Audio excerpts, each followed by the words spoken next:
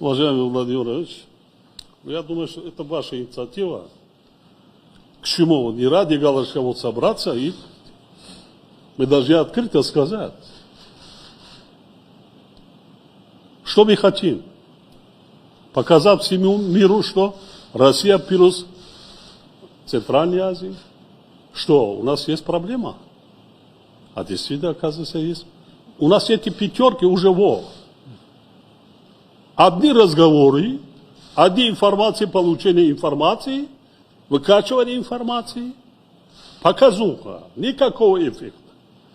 Америка плюс Центральная Азия, Южная Корея плюс Центральная Азия, Япония плюс Центральная Азия. Скоро, наверное, Пакистан тоже Центральная Азия, Индия Центральная Азия. Кто остался еще? Япония. А? Что нам не хватает? Что-то не хватает. Что-то здесь мы не срабатываем. Как это было, главная причина развала Советского Союза. Я думаю, что вы не обижаетесь. Мы были свидетелями с вами. Я был свидетелем, как развалился. Я участвовал в этом зале съездов, как развалился Советский Союз. Тогда, вы меня извините, как и сейчас, не было внимания малым республикам, малым народам. Внимания не было. Не учитывались традиции, обычаи, все остальное. Не оказали помощь, поддержку, развитие. Ведь сейчас люди куда идут? Вы вчера назвали 2 миллиона. Это не... Я хотел, сегодня хочу сказать, не 2 миллиона. Это 2 больше миллиона наших граждан, которые вылетают в Россию не только на заработку. Заработка не больше 600 тысяч. Через вас вылетают другие страны. И вот посмотрим, в следующем году уменьшится на 50%. Потому что дорога закрыта. Вылетать не могут. И потом обучаются, лечатся. Но традиционно притягивают, они же жили в одной стране, они идут куда? Ни в Иран, ни в Пакистан, ни в Саудовской Аравии, там еще делать нас никто не ждет. Идут в Россию.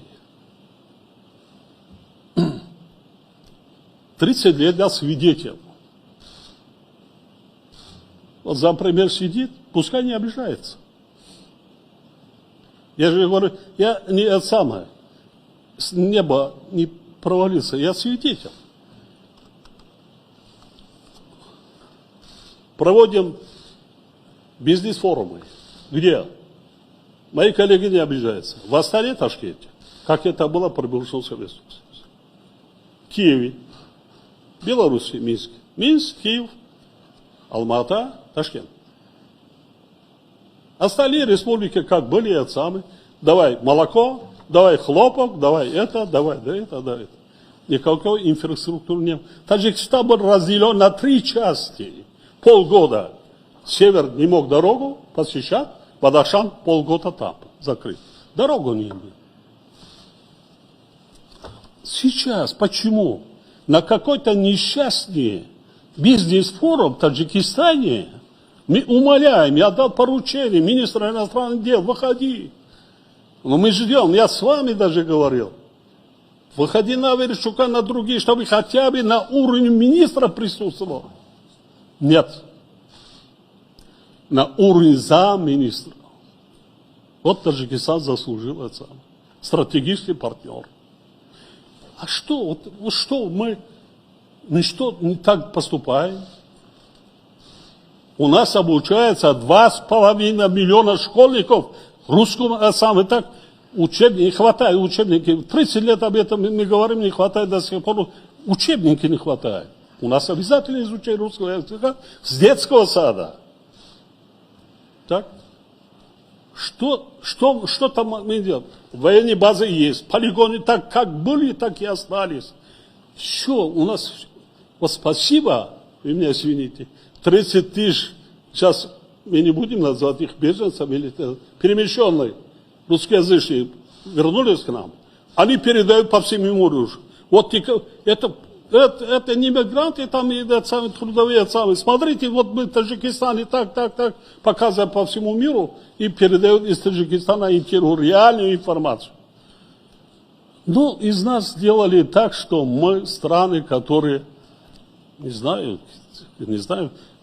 да, мы малый народ.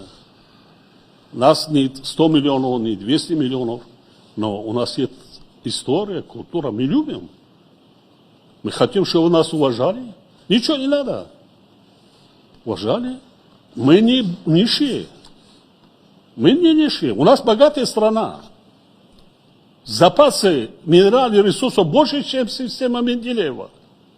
Я свидетель, все бизнесмены из России только сливки. Что есть углеводородное сырье, нефть и газ интересуют их. Нефть и газ. Давайте, где нефть и газ там. А почему горнорудной промышленности, цветной металлургии, так? Драгоценные металлы, драгоценные камни, и очень много. И даже стратегическое сырье для военных, которых нет в мире. Я вам рассказывал, когда вы были у меня. По запасам Таджикистан занимает первое место.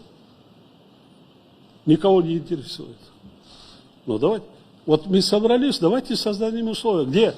Где что-то мы нарушили, где-то мы с кем не так поздоровались. Ну здороваться будем. Но мы никогда не нарушали. Как бы всегда уважаем интересы своего главного стратегического партнера. Ну хотим, чтобы нас уважали. Мы хотим, чтобы наравне с африканскими странами, мы видим, с другими странами. А что, мы какие-то чужеземцы или какие-то самые, что ли? Ну давайте. И вкладывать много денег не надо вкладывать. Вот в наших странах. Да, надо вкладывать. Надо вкладывать. Миллиарды, которые можно это как бы за короткий срок окупается. Во всех сферах. Ведь наши трудовые мигранты к вам, выезжают к вам. Они работают. А так просто не зарабатывают, они работают же.